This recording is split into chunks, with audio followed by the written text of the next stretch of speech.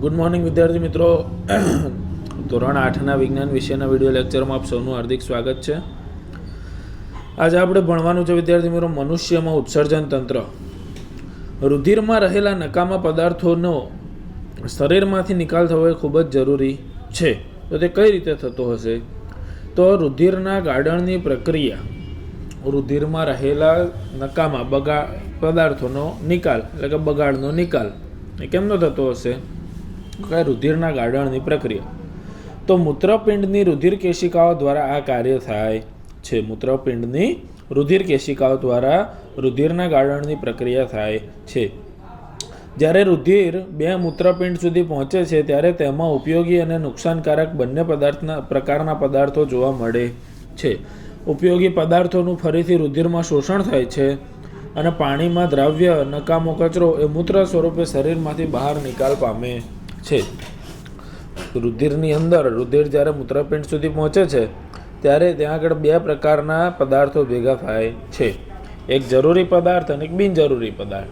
જે જરૂરી પદાર્થો છે શરીર માટે એનું રુધિર દ્વારા ફરીથી શોષણ થાય છે અને જે બિનજરૂરી પદાર્થ હતા એનું રુધિરમાંથી જે અલગ થયા હતા એનું શું થાય છે? એ પાણીમાં દ્રાવ્ય થાય છે અને મૂત્ર સ્વરૂપે શરીરમાંથી બહાર નીકળે છે, નિકાલ પામે છે. મૂત્રપિંડમાંથી મૂત્ર એ નળી જેવી મૂત્રવાહિનીઓ દ્વારા મૂત્રાશયમાં જાય છે. મૂત્રપિંડમાંથી મૂત્ર જે છે એ ક્યાં જાય છે? નળી જેવી મૂત્રવાહિનીઓ એના દ્વારા સીધું ક્યાં આગળ જાય છે? મૂત્રાશયમાં જાય છે. તે મૂત્રાશયમાં સંગ્રહ થાય છે અને મૂત્ર માર્ગમાંથી મૂત્ર છિદ્ર દ્વારા બહાર નીકળે છે. જો આકૃતિમાં અહીંયા આગળ આપણને બંને શું બતાવેલું છે? મૂત્રપિંડ દર્શાવેલા છે, બરાબર. આ મૂત્રપિંડમાંથી મૂત્રવાહિનીમાં બધો કચરો એટલે કે મૂત્ર ભેગું થઈને ક્યાં થાય છે? મૂત્રાશયમાં. અને મૂત્રાશયમાંથી પછી એકઠું થયેલું મૂત્ર એ મૂત્ર માર્ગ દ્વારા મૂત્ર છિદ્રમાં આવે છે અને મૂત્ર છિદ્રમાંથી તે શરીરની બહાર નિકાલ પામે છે. આ મનુષ્યના ઉત્સર્ગ તંત્રના જો આપણે અંગો વિચારીએ તો કયા કયા આવે? તો કે મૂત્રપિંડ, મૂત્રવાહિની, મૂત્રાશય અને મૂત્ર માર્ગ અથવા તો મૂત્ર છિદ્ર, જે પણ કે, બરાબર. આ મનુષ્યના ઉત્સર્જન તંત્રની રચના કરે છે આટલા અંગો. એક પુખ્ત વ્યક્તિમાં આશરે 1 થી 1.8 લીટર જેટલું મૂત્ર 24 કલાકમાં નીકળે છે. એક પુખ્ત વ્યક્તિ 24 કલાકમાં કેટલું મૂત્ર બહાર નિકાલ કરે છે શરીરમાંથી? 1 થી 2 લીટર એટલે કે 1 થી 1.8 લીટર, બરાબર.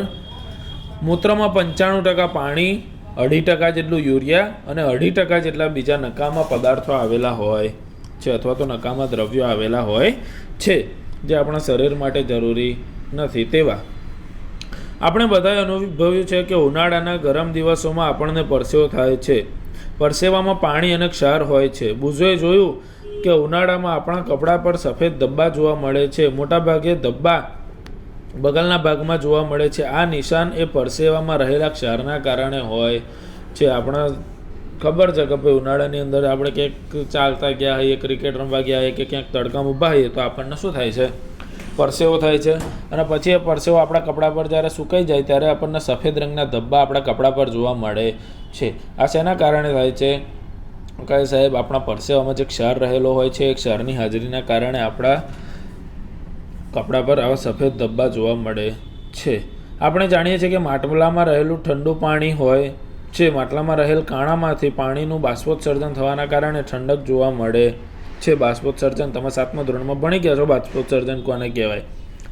એ માટલા પર રહેલા છિદ્રોના કારણે બાષ્પોત્સર્જનની ક્રિયા થાય છે અને માટલાના બહારના ભાગમાં પાણીના બૂંદ જામી જાય છે, બિંદુઓ જામી જાય છે અને અંદર આપણને શીતળ જળ એટલે કે ઠંડુ પાણી જોવા મળે છે.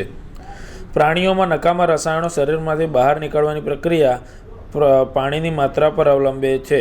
જળચર પ્રાણીઓ જેવા કે માછલીઓ એ કોષોનો કચરો એમોનિયા સ્વરૂપે ઉત્સર્જે છે જે સીધો જ પાણીમાં ઓગળી જાય છે. અને કેટલાક ભૂચર એટલે કે જમીન નિવાસી પ્રાણીઓ જેમ કે પક્ષીઓ, ગરોળી, સાપ, બરાબર, એ બધા અર્ધધન સફેદ રંગનો પદાર્થ ઉત્સર્જે છે. અને મનુષ્યમાં મહદઅંશે ઉત્સર્ગ દ્રવ્ય તરીકે યુરિયા જોવા મળે છે. બરાબર. ભૂચર પ્રાણીઓ, પક્ષીઓ, ગરોળી, સાપ જેવા સર્પ આપણે કહેવાય કે ભાઈ ઢસડાઈને ચાલતા પ્રાણીઓ, એમાં ઉત્સર્જન પદાર્થ તરીકે શું જોવા મળે છે? Uric acid. મનુષ્યમાં યુરિયા, બરાબર છે. અને માછલીઓમાં એટલે કે જળચર પ્રાણીઓમાં એમોનિયા, બરાબર.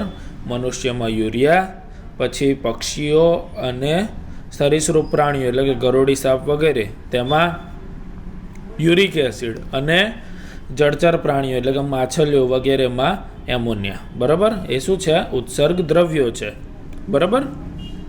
કેટલીક વાર મનુષ્યમાં મૂત્રપિંડ ચેપ કે ઈજાને કારણે કામ કરતા બંધ થઈ જાય છે. મૂત્રપિંડની નિષ્ફળતાને કારણે રુધિરમાં નકામો કચરો ભેગો થાય છે. જ્યાં સુધી આવી વ્યક્તિમાં રુધિરને સમયાંતરે કૃત્રિમ મૂત્રપિંડ દ્વારા ગાળવામાં ના આવે ત્યાં સુધી જ જીવિત રહી શકે છે. આ પદ્ધતિને ડાયાલિસિસ કહે છે, બરાબર. કેટલાક ચેપના કારણે કે કોઈ અન્ય ઈજા કે બીમારીના કારણે મનુષ્યના ઉત્સર્ગ દ્રવ્યોનો જે નિકાલ કરવામાં જે કારણભૂત અંગ છે કયું એમાં આવે? મેઇન મૂત્રપિંડ એટલે કે કિડની.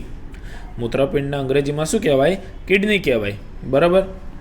તો જો કોઈ કારણસર કોઈ મનુષ્યની કિડની ફેલ થઈ જાય એટલે કે કામ કરતી બંધ થઈ જાય તો તે મનુષ્યના, તે વ્યક્તિના શરીરમાં રહેલા રુધિરને બહાર રહેલા મૂત્રપિંડ દ્વારા એટલે કે કૃત્રિમ મૂત્રપિંડ દ્વારા, કૃત્રિમ કિડની દ્વારા તે રુધિરને ચોખ્ખું કરવું પડે છે સમયાંતરે, એટલે કે ગાળવું પડે છે, એટલે કે આમાંથી કચરો દૂર કરવો પડે છે. જો આમ કરવામાં ના આવે અને વ્યક્તિમાં રુધિર બહુ જ ગંદુ થઈ જાય એટલે કે ભાઈ કચરાયુક્ત થઈ જાય તો તે વ્યક્તિ મૃત્યુ પામે છે. એટલે કે ભાઈ સમયાંતરે મનુષ્યના શરીરમાં રહેલા રુધિરને ચોખ્ખું કરવું, ગાળવું ખૂબ જ જરૂરી છે. અને તે પદ્ધતિને ડાયાલિસિસ કહેવામાં આવે છે. તમે સાંભળ્યું હશે કે ભાઈ કોઈ વ્યક્તિની કિડની ફેલ થઈ ગઈ છે તો એમને દર અઠવાડિયે, દર 10 દિવસે, દર 15 દિવસે ડાયાલિસિસ કરાવવું પડતું હોય છે. ડાયાલિસિસમાં શું કરે છે? તો શરીરની અંદર શું કરે છે? એક સોય દાખલ કરે છે, બરાબર. એમાંથી એક બાજુથી, એક સોયમાંથી શરીરમાંથી બધું રુધિર શોષાય છે ધીમે ધીમે. એ રુધિર ચોખ્ખું થાય છે અને બીજા હાથમાં કે પગમાં જ્યાં પણ સોય નાખેલી હોય એના દ્વારા પાછું રુધિર શરીરમાં દાખલ થાય છે. આ પ્રક્રિયાને શું કહેવામાં આવે છે? ડાયાલિસિસ કહેવામાં આવે છે, બરાબર. એના પછી છે વનસ્પતિમાં ઘટકોનું વહન, transport of substance in plants. તમે પ્રકરણ 1માં શીખી ગયા કે વનસ્પતિ જમીનમાંથી પાણી અને પોષક તત્વોનું શોષણ કરે છે અને પર્ણો સુધી પહોંચાડે છે. પ્રકાશ સંશ્લેષણ દ્વારા પર્ણો કાર્બન ડાયોક્સાઇડ અને પાણીનો ઉપયોગ કરી અને ખોરાક બનાવે છે. પ્રકાશ સંશ્લેષણની ક્રિયા દ્વારા જે પર્ણો છે એ શું કરે છે? કાર્બન ડાયોક્સાઇડ અને પાણીનો ઉપયોગ કરી ખોરાક બનાવે છે. વળી પ્રકરણ 10માં તમે એમ પણ શીખી ગયા કે ખોરાક એ ઉર્જાનો સ્ત્રોત છે અને દરેક કોષ ગ્લુકોઝના તૂટવાથી ઉર્જા પ્રાપ્ત કરે છે, બરાબર. કોષમાં ખોરાકના કણોનું દહન થવાથી એમાંથી શક્તિ છૂટી પડે છે, ઉર્જા પ્રાપ્ત થાય છે, આપણે ભણી ગયા. કોષો આ ઉર્જાનો ઉપયોગ જૈવિક ક્રિયાઓ માટે કરે છે. આથી સજીવના દરેક કોષ પાસે ખોરાકનો જથ્થો પ્રાપ્ય હોવો જોઈએ, બરાબર. તમે ક્યારેય વિચાર્યું છે કે પાણી અને પોષક તત્વો એ જમીનમાંથી મૂળ દ્વારા શોષાય અને પર્ણો સુધી કેવી રીતે પહોંચે છે, બરાબર? અથવા તો વનસ્પતિના જુદા જુદા ભાગ સુધી કેવી રીતે પહોંચે છે? તો ચલો એના વિશે આપણે અભ્યાસ કરીએ. પાણી અને ખનિજ તત્વોનું વહન, transport of water and minerals. વનસ્પતિ મૂળ દ્વારા પાણી અને ખનિજ ક્ષારોનું વહન કરે છે, બરાબર. હવે મૂળ જે છે એ મૂળ રોમ ધરાવે છે. મૂળ રોમ એ પાણી અને પાણીમાં રહેલા દ્રાવ્ય ખનિજ ક્ષારોના શોષણ માટે મૂળની સપાટીમાં વધારો કરે છે, બરાબર. આ જલવાહિની, આ મૂળ જે છે તો એના તમને મૂળ એટલે મૂળ ગંડિકાઓ, એને મૂળ રોમ તરીકે પણ ઓળખવામાં આવે છે, જે જમીનમાં શું હોય? ઊંડે સુધી પ્રસરેલા હોય છે અને આજુબાજુનો વિસ્તાર પણ કવર કરતા હોય છે. જમીનમાં કણોની વચ્ચે રહેલું પાણી એ મૂળ રોમના સંપર્કમાં હોય છે અને મૂળ રોમ દ્વારા આ પાણીનું અને પાણીમાં દ્રાવ્ય ખનિજ ક્ષારોનું શોષણ થાય છે. તમે અનુમાન બાંધી શકો છો કે મૂળ દ્વારા પાણી પર્ણો સુધી કેવી રીતે પહોંચતું હશે, બરાબર. જેમ મનુષ્યના શરીરમાં ધમની, શિરા બધું રહેલું છે, જે શું કરે છે? શરીરના દરેક ભાગ સુધી રુધિર પહોંચાડવાનું કાર્ય કરે છે. એ જ રીતે વનસ્પતિમાં જુદા જુદા ભાગોમાં પણ આવી વાહિનીઓ રહેલી હોય છે. નળીઓ, પાઇપ જેને કહેવાય, નળીઓ કે જે શું થાય, વનસ્પતિના તમામ ભાગ સુધી મૂળ દ્વારા શોષાયેલ પાણી અને ખનિજ ક્ષારો પહોંચાડે છે. આગળ ચર્ચા કરીએ તો વનસ્પતિ પાણી અને ખનિજ ક્ષારોના વહન માટે પાઇપ જેવી વાહિની ધરાવે છે. હમણાં આપણે ચર્ચા કરી એ. આ વાહિનીઓ ચોક્કસ પ્રકારના કોષોની બનેલી હોય છે જેને વાહક પેશીઓ કહે છે. અંડરલાઈન કરજો. વનસ્પતિ પાણી અને ખનિજ ક્ષારોના વહન માટે પાઇપ જેવી વાહિનીઓ ધરાવે છે. આ વાહિનીઓ ચોક્કસ પ્રકારના કોષોની બનેલી હોય છે જેને વાહક પેશી કહે છે. પરીક્ષામાં પૂછાય કે વાહક પેશી એટલે શું, તેની વ્યાખ્યા આપણને આવડતી હોવી જોઈએ. સજીવોમાં કોષોના સમૂહ ચોક્કસ પ્રકારના કાર્ય કરવા માટે એકઠા થાય છે જેને પેશી કહે છે. એ આપણે જાણીએ જ છીએ કે ભાઈ ચોક્કસ પ્રકારના સમૂહ કે જે સરખું કાર્ય કરવા માટે ભેગા થાય એને પેશી કહેવાય. પેશી ભેગેથી અંગ બનાવે, એ બધું આપણને ખબર છે. પાણી અને ખનિજ ક્ષારોના વહન માટેની વાહક પેશીઓને જલવાહક પેશી કહે છે. જે ચોક્કસ પ્રકારના કોષો ભેગા થઈને પેશી બની હતી અને એવી પેશી કે જે વનસ્પતિની અંદર પાણી અને ખનિજ ક્ષારોનું વહન કરે છે, આવી વાહક પેશીઓને જલવાહક પેશી કહે છે. જલવાહક પેશી એ સળંગ નળીઓનું જાડું એટલે કે એક નેટવર્ક બનાવે છે. એક એવું નેટવર્ક જે વનસ્પતિના દરેક ભાગ સુધી પહોંચેલું હોય, દરેક અંગ સુધી પહોંચેલું હોય. એની જે વાહક પેશીઓ છે એ વનસ્પતિના દરેક અંગ સુધી પહોંચેલી હોય છે, જેથી વનસ્પતિના દરેક અંગને પાણી અને ખનિજ ક્ષારો મળી રહે. જલવાહક પેશી એ સળંગ નળીઓનું જાડું એટલે કે નેટવર્ક બનાવે છે જે મૂળથી પ્રકાંડ અને ડાળીઓને સાંકળે છે. આથી પાણીનું વહન સમગ્ર વનસ્પતિના ભાગોમાં જોવા મળે છે. ક્યાં જોવા મળે છે? તમામ ભાગોમાં જોવા મળે છે. તમે જાણો છો કે પર્ણ ખોરાક બનાવે છે અને ખોરાકનું વહન વનસ્પતિના બધા ભાગોમાં થવું જોઈએ. એટલે આ ક્રિયા વાહક પેશી એટલે કે અન્નવાહક પેશી દ્વારા થાય છે. બરાબર? આ ક્રિયા શેના દ્વારા થાય છે? અન્નવાહક પેશી દ્વારા.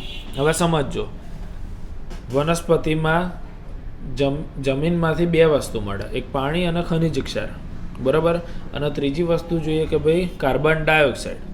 કાર્બન ડાયોક્સાઇડ ક્યાંથી શોષવામાં આવે છે? તો કે સાહેબ આપણે ભણ્યા હતા કે પર્ણો દ્વારા. બરાબર? અને જમીનમાં રહેલો હોય તે પણ. તો જે પાણીનું વહન કરવા માટે જે પેશીઓનું નેટવર્ક છે, જે જલવાહક પેશીઓનું, એને શું કહે છે? વાહક પેશીને જલવાહક પેશી.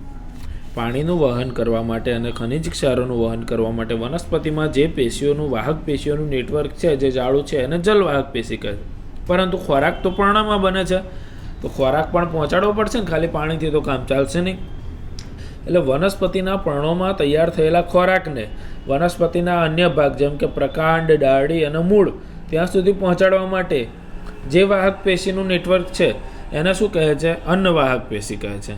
જળનું વહન કરવા માટે જળવાહક પેશી અને અન્નનું વહન કરવા માટે અન્નવાહક પેશી. એટલે કે વનસ્પતિની અંદર બે પ્રકારની વાહક પેશીઓ રહેલી હોય છે, એક જલવાહક પેશી અને બીજી અન્નવાહક પેશી. અહીંયા આગળ આપણને એક પ્રવૃત્તિ આપી છે, પ્રવૃત્તિ 11.3. બરાબર? તો એક પ્યાલો લો, તેમાં લાલ શાહી, કુમળા, પ્રકાંડ, છોડને એ બધું નાખો. પણ આ પ્રવૃત્તિ તમારે જાતે કરવાની છે, એમાં કંઈ ખાસ બીજું છે નહીં. હવે મહત્વનું છે કે ભાઈ બાષ્પોત્સર્જન, આ છેલ્લો ટોપિક આપણા ચેપ્ટરનો. તો તમે ધોરણ 6માં શીખી ગયા કે વનસ્પતિ બાષ્પોત્સર્જનની ક્રિયા દ્વારા પુષ્કળ પ્રમાણમાં પાણી મુક્ત કરે છે. યાદ છે ને? છઠ્ઠા ધોરણમાં શીખી ગયા હતા. તો વનસ્પતિ જમીનમાંથી પાણી અને ખનિજ ક્ષારોનું શોષણ કરે છે. વનસ્પતિ જમીનમાંથી શેનું શોષણ કરે છે? પાણી અને ખનિજ ક્ષારોનું. વનસ્પતિ જમીનમાંથી પાણી અને ખનિજ ક્ષારોનું શોષણ કરે છે અને શોષાયેલું બધું પાણી એ વનસ્પતિ દ્વારા વપરાતું નથી, કે બધું જ પાણી વપરાતું નથી. તો બાષ્પોત્સર્જનની ક્રિયા દ્વારા પર્ણમાં આવેલા પર્ણરંધ્ર દ્વારા પાણી બાષ્પ સ્વરૂપે બહાર નીકળી જાય છે. પર્ણ દ્વારા પાણીનું બાષ્પીભવન એ ઉત્સેદન ખેંચાણ એટલે કે બકનળી, જેમ તમે સ્ટ્રો દ્વારા પાણી ચૂસો છો તે રીતે રચે છે, જે પાણીને ખૂબ ઊંચાઈ સુધી ઊંચા વૃક્ષોમાં પહોંચાડે છે. અને આ બાષ્પોત્સર્જનની પ્રક્રિયાથી વનસ્પતિ ઠંડક પણ પ્રાપ્ત કરે છે. બરાબર? જે વપરાયા વગરનું પાણી છે એ વનસ્પતિના પર્ણમાં રહેલા પર્ણછિદ્રો દ્વારા શું થાય છે? બહાર નીકળે છે. અને એ પાણી શું થાય છે? ઉત્સેદન ખેંચાણ દ્વારા બાષ્પીભવનની પ્રક્રિયા દ્વારા થાય છે અને એ વનસ્પતિને ઠંડક પ્રાપ્ત બાષ્પોત્સર્જનની ક્રિયા કરે છે અને એના દ્વારા વનસ્પતિને ઠંડક પ્રાપ્ત થાય છે. બરાબર. અહીંયા આગળ આપણું ચેપ્ટર 11 પૂરું થાય છે.